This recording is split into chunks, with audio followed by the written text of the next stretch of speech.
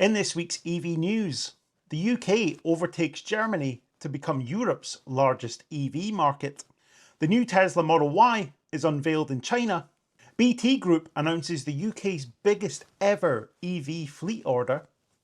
And Stellantis meets the ZEV Mandate target for cars and vans, despite all their moaning.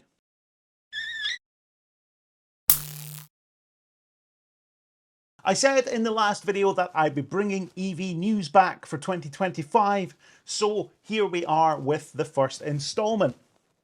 Lots and lots of ZEV mandate stuff this week, of course, because all the figures have been announced and what have you for 2024, and it is a bit of a hot topic. But as always, if you'd like to submit any EV related news articles that you see, that you think are of interest, that you think would be worth covering in these videos, go to dothisnext.co.uk, fill out the form, and I'll do my best to feature anything that I'm sent in these news instalments going forward. But let's get on with this week's news. Do make sure you click like on this video, and if you haven't subscribed yet, it's free to do so, and it'll make sure that you don't miss out on any videos like this going forward. The end of 2024 means one thing: those all-important sales figures are now available. The UK has overtaken Germany as the European EV sales capital, with 19.6% of all new cars sold being fully electric. You wouldn't think it, given some of the doom and gloom you see in the newspapers and horror stories and things that other channels might talk about, but it shows that EV sales are actually quite strong. 381,970 fully electric cars were registered in 2024. That's a 21.4% increase over 2023, with market share growing from 16.5% to 19.6%. Plug-in hybrids also see a slight market share growth, up to 8.6% of the market from 7.4%, showing that there's not this wholesale switch to those that some people might have predicted. So you see, petrol and diesel sales, pure petrol and diesel sales falling, and plug-in hybrids sort of filling that gap for those that aren't quite ready to make the switch. Doesn't really seem to be how things are going. Now, you would be foolish to take these figures and deduce that every single one of those registrations represents somebody actually driving electric cars. They're registrations, after all, not sales. Manufacturers are quite clearly registering quite a lot of cars in order to meet their targets. There was a 56% increase in EV registrations in December in 2024 versus 2023. Makes it quite clear to me that there was a little bit of a last minute rush to get some cars registered to bump the figures up to maybe make sure that manufacturers met the mandate targets. And that, of course, is going to be one of the downsides of the ZEV mandate, how it's enforced, is that you might see a little bit of people sort of gaming the system. Long term, though, it will result in more people driving electric. You only need to look around you to tell there are more and more EVs on the roads. Let me know what you think in the comments. What does it look like where you are? Are you noticing more EVs on your street, whereas your neighbours make the switch?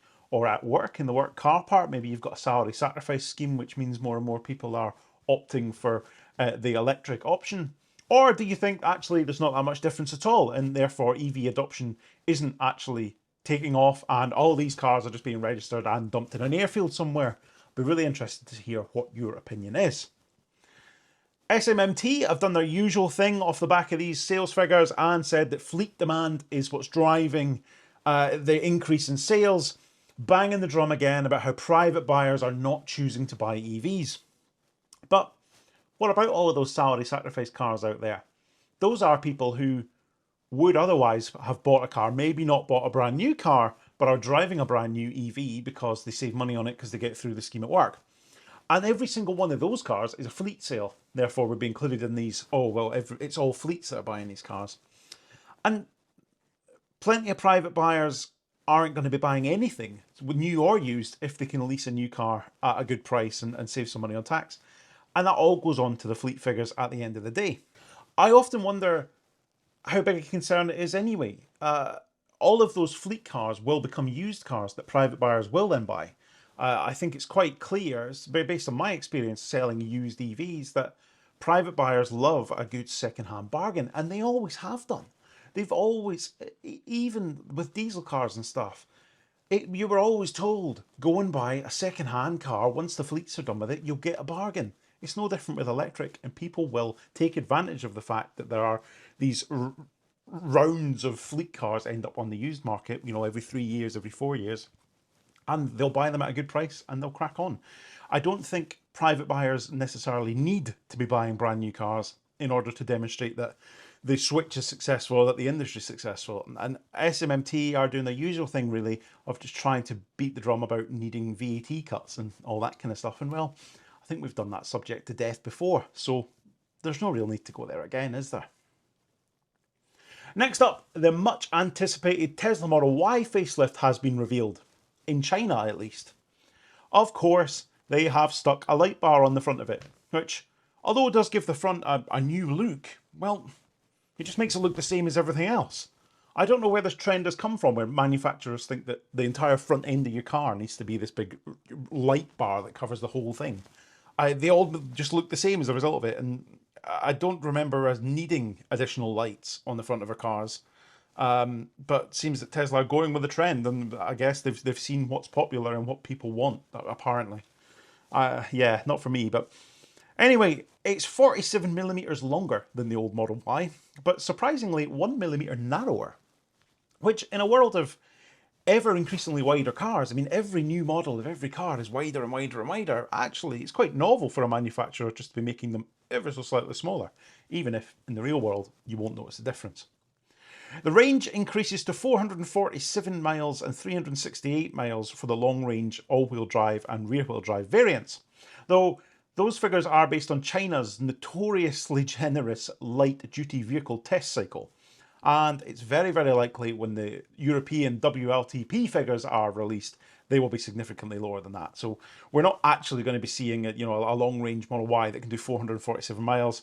It is just that the test they use in China is very, very generous, and perhaps you may be heavily based on like city driving and stuff, where we know EVs are strong.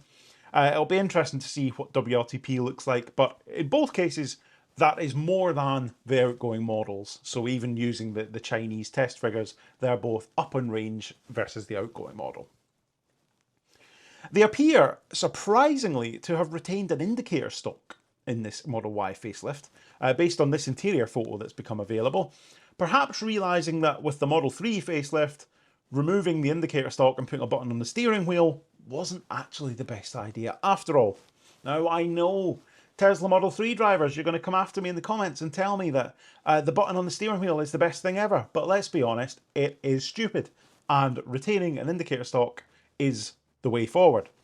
The fact that there are third-party companies making indicator stocks that you can add to your Model 3 shows how ridiculous it is, and therefore I think it's a good move to retain it in the Model Y. I'm not a massive fan of the Tesla Model Y, truth be told. There's a video on here of me test driving one at GridServe when they did the test drive thing, and I went along, drove a bunch of cars. But it would be quite interesting to have a go in the facelift and see if it brings about any improvement to the ride and handling, which were my main complaints with it really. Overall, the rest of it was pretty good, but yeah, it wasn't that keen on the ride. If the facelift brings improvements in the suspension department, that would be quite interesting to see. So what do you think? Will you have your name down for a new Model Y as soon as they're announced here in the UK, which is thought to be imminent?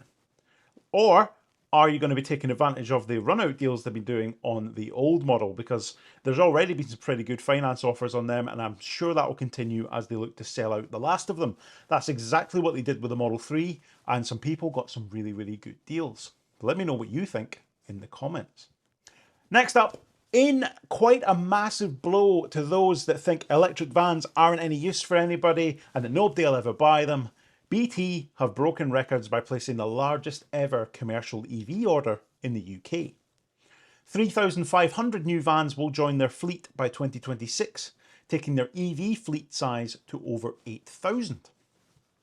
Simon Louth, the Chief Financial Officer from BT Group, said, "By integrating yet more electric vehicles into our operations, we are taking another significant step towards reducing our carbon footprint and supporting the UK's transition to a greener future. As we extend our full fibre build from 16 million homes and businesses today to 25 million by the end of 2026, Having the most efficient, sustainable electric vehicles will give our engineers the edge as they connect customers at pace to our next generation networks. Our modern fleet will help us to be more efficient and deliver a better service for our customers. Of course it will. The order will be delivered by 4 manufacturers over the next 2 years: Ford, Stellantis, Toyota and Renault. Well, it sounds like we might see some e-transits join those Vivaros they've already got a load of. Maybe you'll see the smaller Transit Custom as well, which looks quite impressive actually. Using Toyota is probably cheating a little bit because Toyota's electric van offering is just the Stellantis, the e-Vivaro, Citroen Dispatch, whatever the other brands are, with a Toyota badge on it, so it's just more of the same. But I guess they count as Toyota sales. And I guess maybe we'll see some BT Kangaus running around as well. The new model Renault Kangoo is quite an impressive offering. Big fleets making the switch to electric has to be a good thing. Not least of all because all of those vans will make it onto the used market when they're finished with them. The barrier to entry for smaller businesses who at the moment maybe can't afford a brand new electric van becomes much, much lower. I'm actually having a look at vans at the moment, kind of toying with the idea of replacing the high mile ENV200 with something a little bit more capable for longer distance, like a 75 kilowatt hour e-Vivaro. And there are some real bargains out there, especially at auction.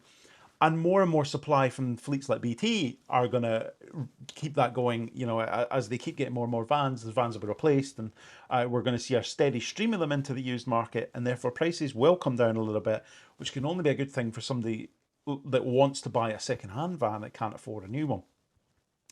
BT have ordered 6,000 new vehicles in total, so with over half of those are EVs. So there's clearly still a way to go with the transition at BT. They're still buying diesel vans, or plug-in hybrid vans and full electric ones. But that's absolutely fair, isn't it? They will be selecting the right vehicles for their needs at the moment. They're buying decent numbers of electric vans for the use cases that they satisfy, and they're still getting some diesels and probably some plug-in hybrids for those use cases where the full electric doesn't quite work, which is absolutely fine, isn't it? But what do you think? Have you considered an electric van for your business? Do you run one at the moment? Or are you not quite ready to make the switch? Let me know what you think in the comments.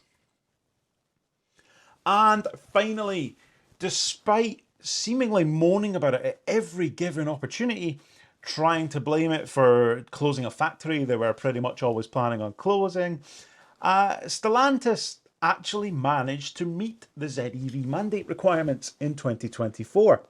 Fancy that, eh?